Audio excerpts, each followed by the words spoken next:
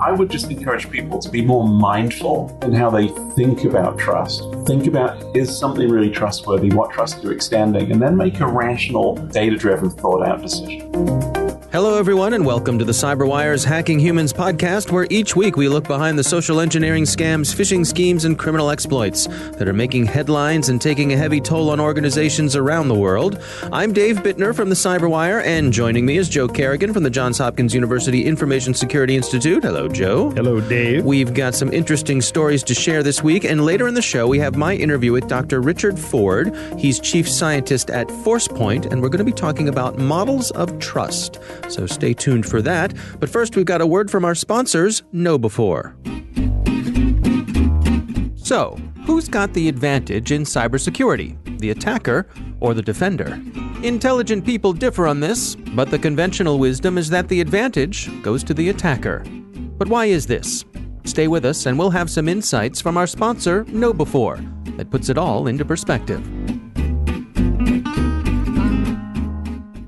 And we are back. Joe, why don't you kick things off for us? I will do that, Dave. This week, my story comes from a friend of the show and my close personal friend, Graham Cluley. Okay. Friend, mentor, colleague, right. Stalky. Right. Yeah. All right. Go on. I've talked to him a couple times on Twitter and been on his podcast. But he has a story about St. Ambrose Catholic Church in Brunswick, Ohio. Okay. It's a pretty big church with 5,000 families in the community and about 16,000 members. The pastor is Father Bob Steck, and he had to send out a letter recently to his parishioners. You see, they're renovating the church, and the company that they're working with is Morris Brothers Construction Company. This is how this works. When you have a church that's old, you need to renovate it, and sure. You hire somebody, and this is actually a pretty expensive endeavor. But on Wednesday, Morris Brothers calls the church inquiring as to why they have not paid their monthly payment for the project for the past 2 months. The amount they're looking for is approximately $1.75 million. Wow. Okay.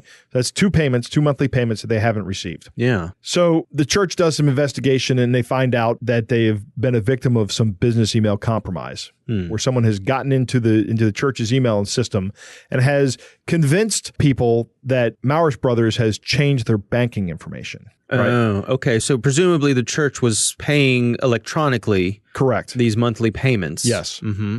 Now the FBI is involved, of course. Okay. The FBI has found out that hackers broke into 2 email accounts belonging to the church. They don't know how they did it, if they got in with phishing or did some keylogging malware distribution, but basically the staff was tricked. Yeah. Right?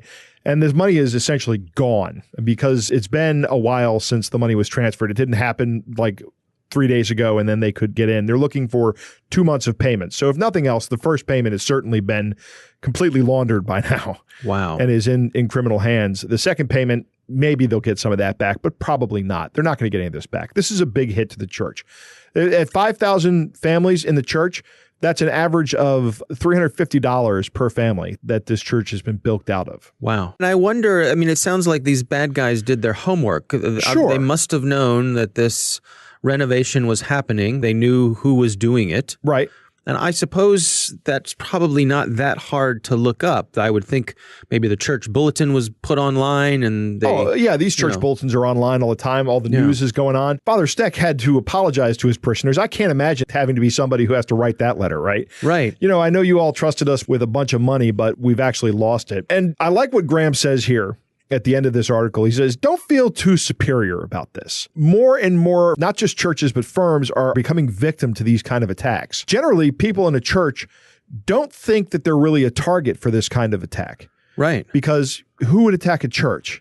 Right? Yeah. What kind of a monster would attack a church? Well, these guys don't have any kind of scruples. They really don't care where their money comes from. They're stealing money. They'll steal it from a church just as well as they'll steal it from somebody else. So it's really not something you can discount. You have to think about this, that you have to always have an adversarial mindset whenever you're talking about money. It's a shame. Yeah, it is a shame. But again, this is another red flag is that you have to be aware of in these kind of scams is we're changing our banking information. I'm going to go ahead and say that should be as big of a red flag as I need you to pay me in gift cards.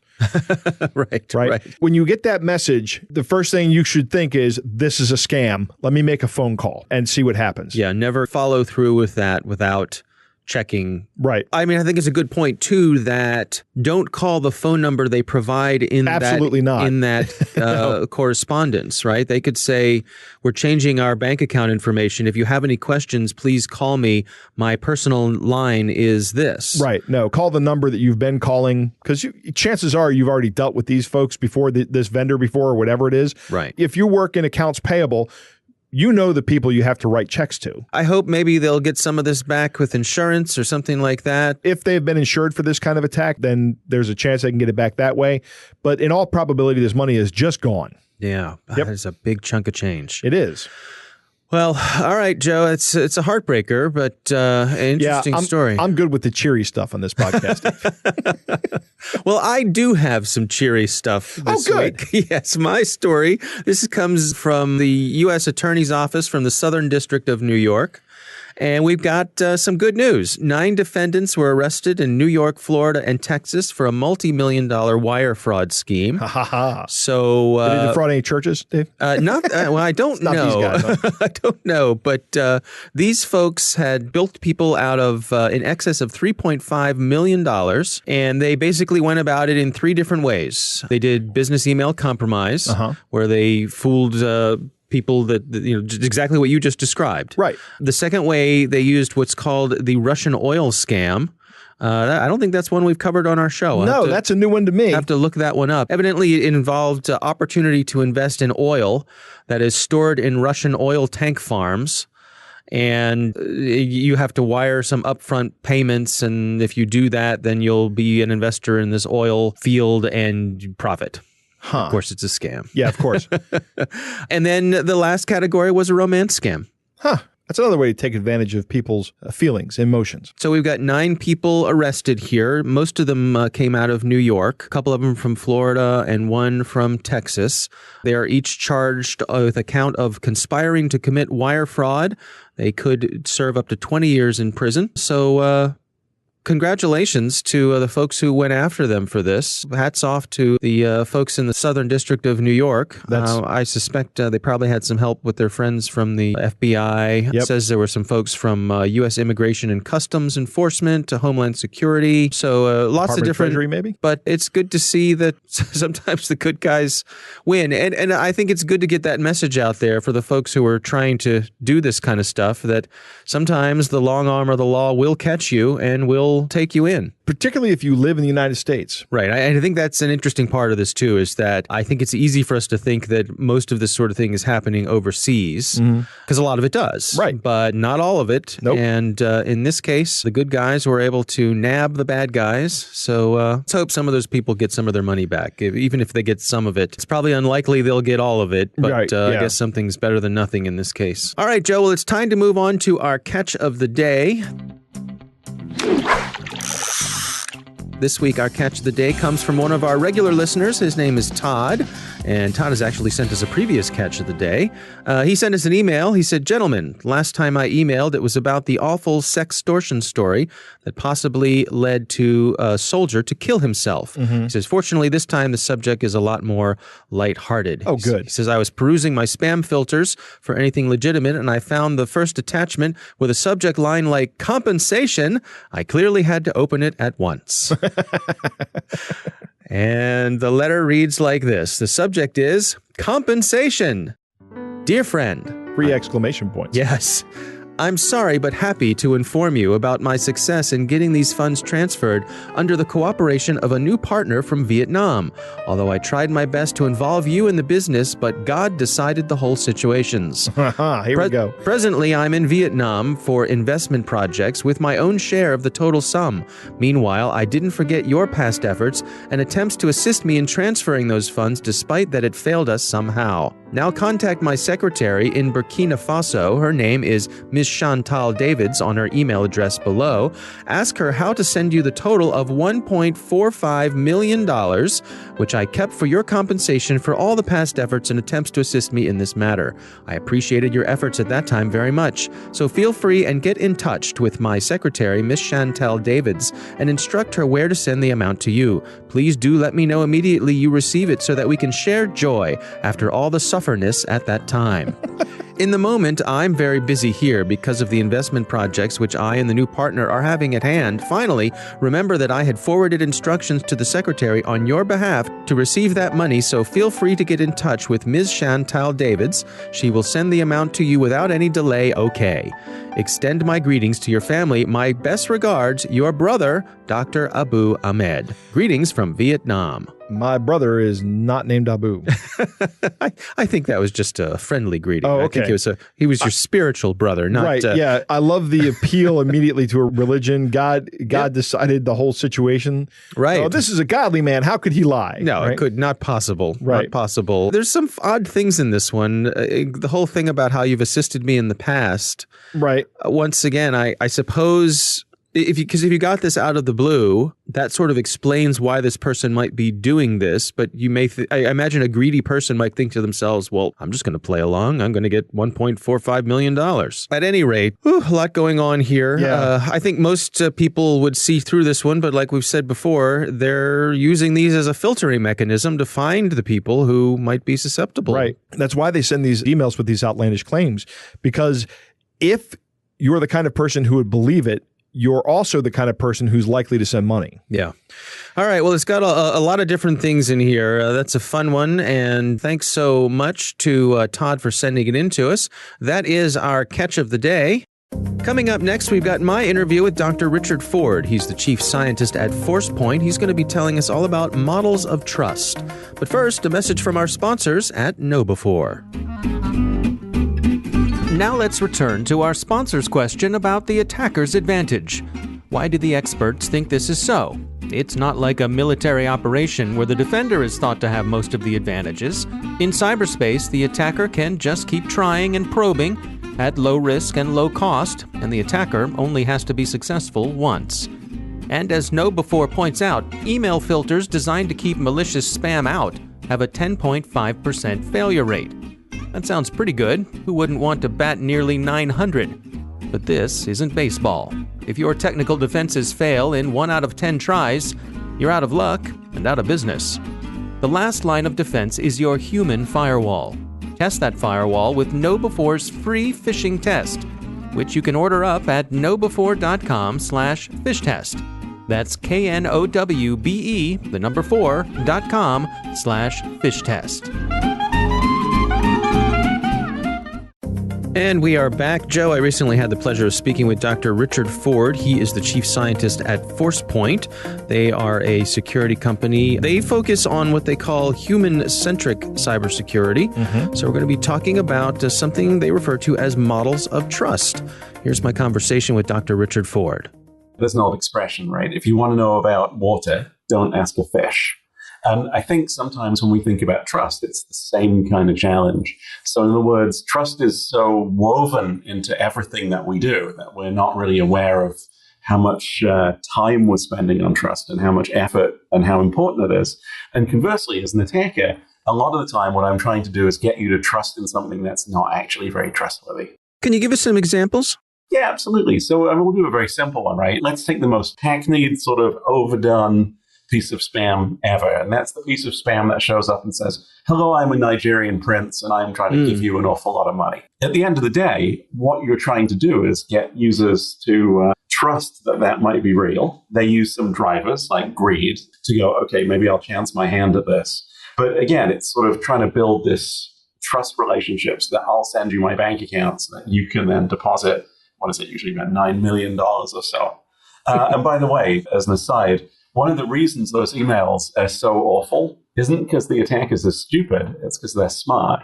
Every single time somebody responds to one of those emails, it takes the attacker a little bit of time to deal with it.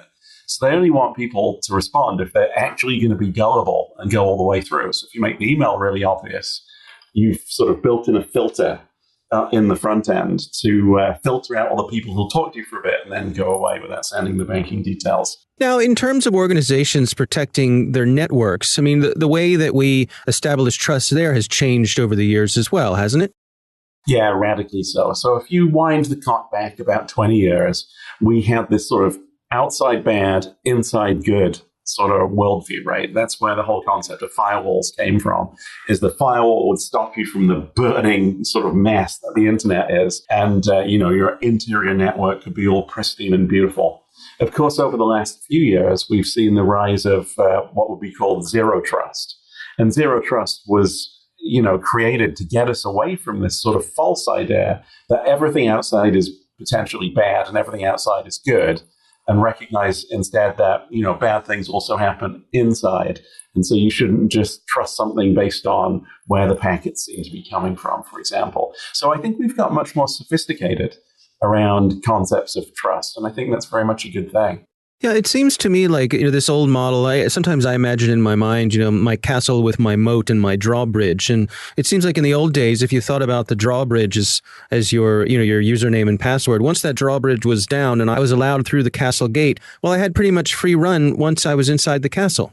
Yeah, and unfortunately, that mentality actually still does exist today, right? If we step back and think about many of our security mitigations, so many of them are focused on this sort of rather gross macro-level perimeter around the outside of the business. I think one of the things that I see most encouraging in the industry right now is that we're focusing increasingly on micro perimeters, moving those perimeters closer to the object you're trying to protect. So you protect from somebody inside the castle as well as sort of the hordes that are outside the castle. And I think we're seeing the industry sort of growing up in this respect. I'm really encouraged by it. How is that taking place? How are these micro perimeters playing out in the real world? I would argue there's a lot of different forms of micro perimeter, right?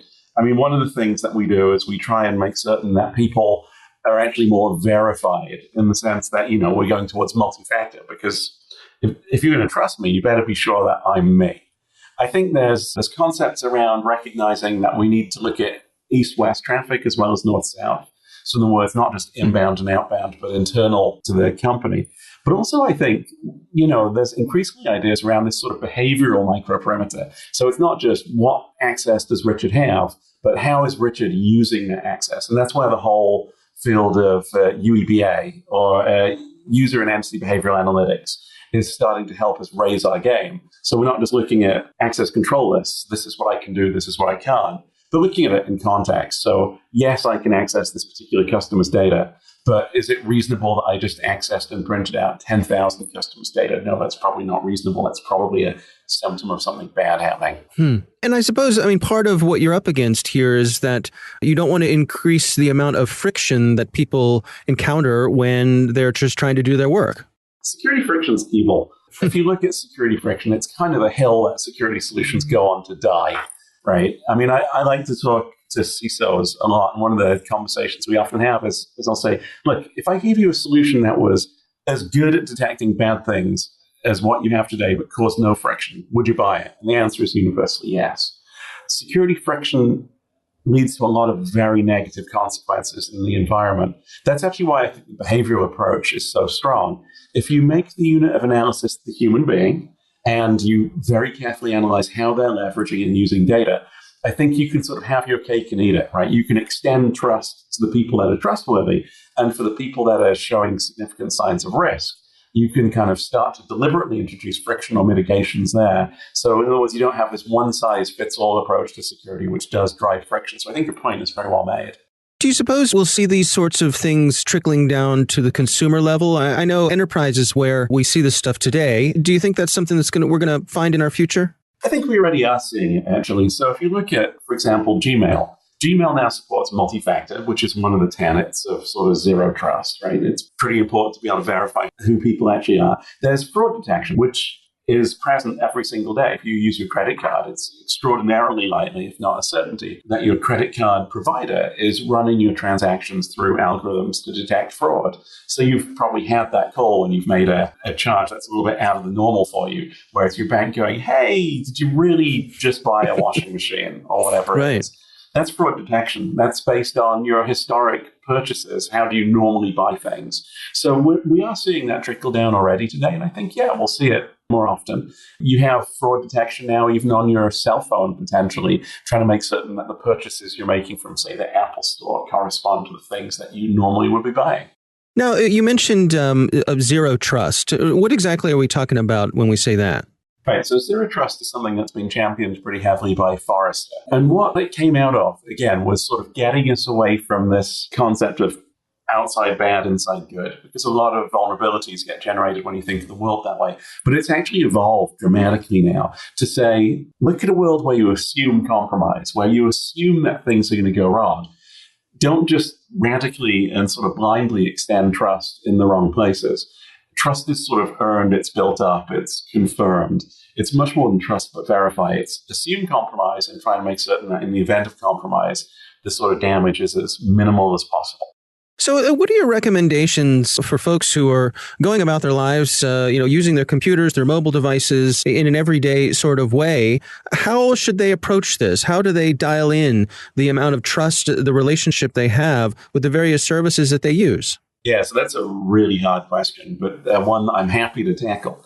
First of all, let's talk about sort of the zero trust methodologies, right? One thing that every single user should do is up their authentication game, right? Again, Gmail supports multi-factor now, right? You can buy a cheap little dongle that will help you authenticate in a much more secure way. And I think people don't understand, that's a little bit harsh, don't understand, but I don't think they've sort of absorbed into themselves how much of a nuisance it is and how much damage can be done if you actually get your username and password compromised or guessed. So there's that whole side of it. In terms of trust and how they extend trust, I think we've made some progress, right? It used to be that you would believe everything that hit your inbox. And in fact, the pendulum has swung quite a long way in the other direction now. And I think that, we've become quite cynical about the things that we see online. One of the places where there's still a lot of room for improvement, though, are in applications. So that free flashlight application that wants access to your contacts, that's a little bit suspicious, right? So we need to think hard about the payments of personal information that we sort of pay for things in. Because when you get that free app and it wants access to your contacts, what do you think it's using it for, right? Right. What's the small print say? Is this data being shared? How is it being shared? It's actually very difficult out there in consumer land to sort of avoid data sharing. GDPR in a post-GDPR world does give you a lot more control, assuming you're dealing with people who are trying to do it all right. So you do have more privacy control now, but there are a lot of people who are in that sort of gray space too about sort of vaguely doing things right. And you have to be a little bit more savvy. Many websites or services now give you a lot more control over your data, but most users never go in and change the defaults. Yeah, it's an interesting notion that it's worth the time to go in there and even just review them to make sure they're what you think they are. That's right. A lot of users sort of wave their hands up in the air in frustration and say, my privacy is gone, what can I do? I understand where that sort of feeling comes from, but I think that we are actually trending towards a better place if consumers take back the power. And I think that potentially they have the opportunity to do that. I mean, there are some really interesting things going on in terms of technologies that can help enhance our privacy. There's the Brave browser, for example, which is actually the browser that I tend to use, which has a whole bunch of interesting technologies inside of it to try and allow advertisers to target me, as in give me targeted ads, but still protect the privacy of the person that is Richard Ford. And it uses some interesting tech to try and accomplish that. So, we're seeing things trend in an interesting direction, but it'll only work when the sort of average person in the street gets more involved and takes a little bit more control. I think it's important for users to think hard about where they're extending trust. If I send you a document and you double click it and open it, you're extending some trust to me, right? Because there's some risk to you every time you open an attachment. Similarly, when you stick your credit card in to anything, really, I mean, even a gas pump, right? There's some level of risk and you have to think about the trust you're extending. I don't want users to live in a world where it's all about distrust, however. There are two ways that trust goes wrong. There's when you trust something that you shouldn't have. I think we're all very familiar with that. But there's also an example where you should have trusted something and you didn't, and you miss out on an opportunity. So I would just encourage people to be more mindful in how they think about trust. Think about, is something really trustworthy? What trust you're extending? And then make a rational, data-driven, thought-out decision. Lots of interesting stuff there, huh, Joe? Yeah, that was a great interview, Dave. I like the castle analogy. Everything outside is bad, everything inside is good, right? And I like what Dr. Ford says here, that security teams need to think about their domains as compromised, and that needs to be part of your threat model. right? Yeah. So let's say that I don't consider anybody on the inside of my network malicious, so they have free reign everywhere. Well, that's no good because people are going to be malicious on the inside of your network at some point in time. Well, and insider threats don't necessarily have to be malicious. They can be laziness or just someone can make a mistake. Yeah, actually, I'm not even talking about insider threats. At some point in time, somebody's going to compromise your firewall and get on the inside. And then you have to act as if that threat exists on your network. And yes, the insider threat is also a real thing. And you're right. The insider threat is not usually malicious. It's usually either lazy or absent-mindedness or not even realizing what they're doing. Yeah. Right? Yeah. Ignorance. Behavior is key. I like what he says. You're right. It's fine for me to look at 1 or 2 customer records, but if I'm pulling out 10,000 customer records, what business reason would I have for doing that? That's something that is not happening on a regular basis, or if it is happening on a regular basis, it's part of a process that happens at a particular time for maybe a data warehousing application and some data analysis that's going on. But you know when those things are happening, right? And you know where they're coming from. So if you see that kind of activity coming from somebody's workstation, that should set off a red flag somewhere. Yeah. An alert, at least. And again, it could be inadvertent, where someone instead of grabbing a file or two, grabs the whole folder and forwards that on to someone. That's something you want to keep an eye on. Exactly. Yeah. Or if somebody has a misformed SQL query, right? Or that. Yeah. I like what he says about security friction being evil. This was something that was kind of alien to me, and I'll share a story about it. When I started working at Hopkins, I came in with this idea with all these other security notions, and I was wondering about why a hospital is so vulnerable to security problems. This wasn't clear to me until I was steeped in the environment. It's because cybersecurity is a secondary concern in a hospital. The primary concern is saving people's lives. When people come into the emergency room, their first complaint is, I can't breathe. My chest hurts. Maybe get these bullets out of me. Right. It's never make sure my data is secure. Right. It's always something more important, literally more important. You are much lower on the Maslow's hierarchy of needs. Right. Yeah, absolutely. than cybersecurity. So the idea was, or the statement that somebody told me was, if your product interferes with a doctor's ability to deliver healthcare to a patient, that product is out of here. Yeah. The next day. The doctors won't stand for it. They won't stand for it. Yep. So he's 100% correct. And even in environments where you don't have that kind of thing, like maybe in a financial environment where you're much more tolerant to the security friction, if you can lower the amount of friction, you can make a more profitable business. Right? And that's good for anybody. Yeah, and I think also that friction tends to spawn workarounds. Yes. If something's a pain, then someone will figure out they'll think they're being clever, and they probably are being clever. Right. But those workarounds you make hackers out of your entire workforce. Right. Exactly. Up your authentication game. Everybody should be using multi-factor authentication, strong passwords, and a password manager. Yeah. If it's important to you, you need to be doing that. And finally, towards the end of the interview, he's talking about trust. Trust is something that's innate in us, right? Who we trust. And I like the way he says trust can fail both ways. We can either trust something we shouldn't or not trust something we should. And that comes from our very human nature. We trust things that we're familiar with and we distrust things that we're not familiar with. Right. So that can be two different ways. Now, maybe that's good. Maybe something I'm not familiar with. Hey, you need to prove to me that you're doing something here in my interest, right? The guy knocks on your door and says, hey, I'm here to sell you Windows. Right. Immediately, I don't trust that guy. Yeah. You and I have discussed this before where everyone has their own risk level. Right. Where for me, there's a certain amount of risk that I'm willing to take where I will accept a certain amount of loss due to scamming in exchange for not going around distrusting everybody. Correct. And everybody has to figure out what their acceptable level is for themselves. Yes. And I had that same thing. Yeah. Yeah. Your life informs that. It's once bit, twice shy, right? That's what they say. Yep. Yeah. Yeah. All right. Well, again, thanks to Dr. Richard Ford from Forcepoint for joining us. And thank you for listening. And we want to thank our sponsors at KnowBe4. They are the social engineering experts and the pioneers of new school security awareness training. Be sure to take advantage of their free phishing test, which you can find at knowbe4.com/phish test. Think of KnowBe4 for your security training.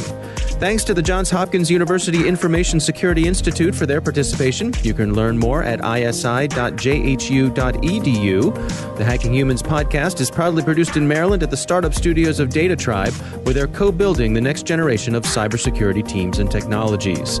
Our coordinating producer is Jennifer Iben. Our editor is John Petrick. Technical editor is Chris Russell. Our staff writer is Tim Nodar. Executive editor is Peter Kilby. I'm Dave Bittner. And I'm Joe Kerrigan. Thanks for listening.